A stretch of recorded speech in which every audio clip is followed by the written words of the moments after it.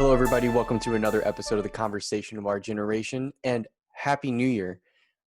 Today, we are celebrating the first day of the year of 2021, and hopefully we can put all of the craziness, the chaos, and everything of 2020 behind us and move forward, because it feels like last year was just stagnant in a lot of ways and disruptive in others, where we're seeing our holidays and our normal get-togethers and all of the things you look forward to in a year sort of taken away from us. And so I'm excited for this year to hopefully not see as much of that, right? You can kind of choose to celebrate with your family and all of those things, but for me, I look forward to the Indy 500 every year. I look forward to going to Pacer games and other sporting events and those sorts of things. And when those things are closed, you just can't do it. So hopefully we can see some of that stuff come back and really get back to normal again. But I want to also just not do quote of the week, not do any of that stuff today, not even do a book review.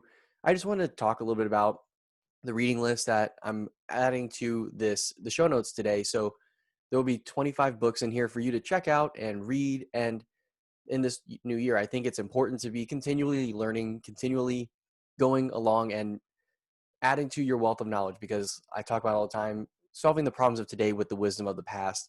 And I think you have to know that wisdom in order to apply it to today. And so the more we can reach back, and I think reading is a great way to do that. It's, to me, just the best way. I think podcasts are great. I think documentaries and things like that are all fantastic. Books on tape, even or Audible, I guess, now that we don't use tapes anymore, but the lingo still works, still sticks in my head.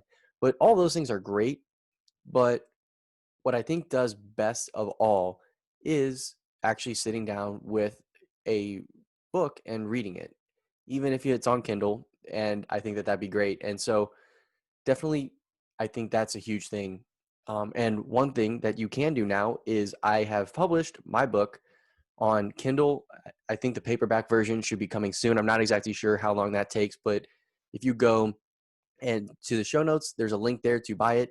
If you do, just leave a good rating and stuff like that, or just hop in and leave a good rating. I don't know how kosher that is, but the more rating and reviews that I can get early on definitely helps and supports what I'm doing, even if you maybe can't buy right now. But definitely, I recommend you check that out and let me know what you think. I'm curious to hear what you think. It's about property rights in the digital age. It's talking about how do we take the institutions, the technologies, the principles of why we have a right to property. How do we take all of that and translate that into this new age where money is not necessarily a gold coin or a bill in your wallet, it's digits in your phone and it's code and all of that. How do we own those things? How do we say this is mine in that kind of world? And so that's what I talk about, is exploring the basics, not going too in depth, and then taking it into, okay, how do we start to apply this today? And I think it's really an important conversation to have. It doesn't solve every question, because I'm, not, someone who, like Karl Marx, who thinks I have a 10-point plan to solve the world's problems.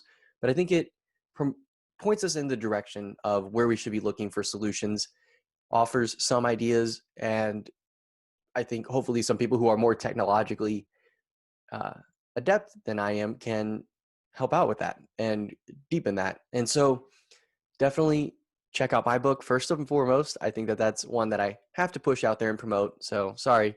But then I'm going to have others as well for you to read, like Aristotle's Politics is going to be in there. Other great works on politics, economics, religion, history, just all sorts of different ways of looking at the world and understanding the world in the past and bringing that into today. And I think that that will really help us to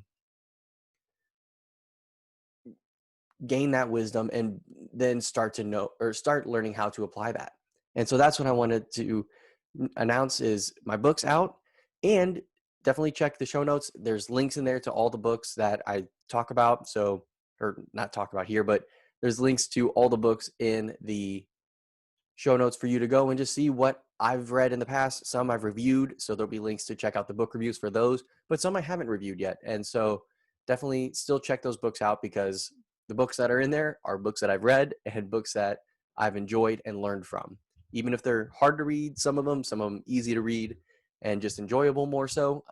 Just a good mix of things that I think reading 25 books in a year is a good goal. I'm definitely looking for me to try to ramp my reading up to at least, if it's not necessarily a full book, Shakespeare's plays and some of those things aren't necessarily a 200-page book, but trying to get to about a work per week at least. And so that's what I'm looking to do. Some of them will be shorter, I think, this year, but that's what I'm hoping for. And I think that for those of you out there who aren't at that point, 25 books has been my goal the last couple of years, to get, something around 25 to 30 books.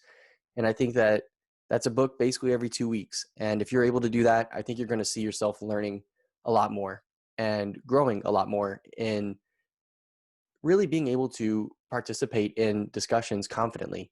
I think that that's, for me, the biggest thing that held me back, is not being able to cite sources and go and say, hey, here's other people who believe this as well and who can corroborate this, and maybe who you can go read and hear it explained better than I'm doing in this conversation, right? I think that being able to point to those things is incredibly helpful and has really helped me feel more confident as I explain ideas and really explore ideas for myself, like know how to think and how to process ideas better, because you see not only everyone's knowledge when you read all these different authors, but you see how people work through problems, because they're communicating how they work through and solve these issues in the process of writing their books. And so I think that that's another great key thing that you can get out of this. And so definitely check out the show notes. If you're listening to the podcast, if you're on YouTube watching this, go to the link below and check out the show notes. It's right down there.